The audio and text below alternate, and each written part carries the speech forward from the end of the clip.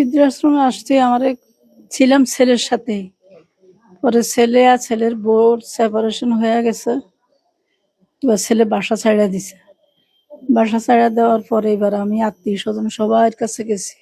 সবাই বলে যে ছেলে মেয়েরা রাখে না, আমরা রাখুন কি জন্য? কেউই রাখে নাই।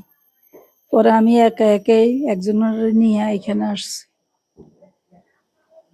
ছেলে অন্য তো বাসা নিয়েছে থাকার জন্য। বা মেসে নাকি চলে গেছে। গেছে যে আমি কোথায় গেছে এটা আমি জানি না।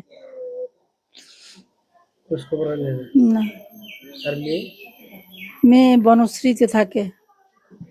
মেয়েও খোঁজ খবর লয় না। ঈদের দিন ছেলে মেয়ে কেউ আপনার পাশে নেই।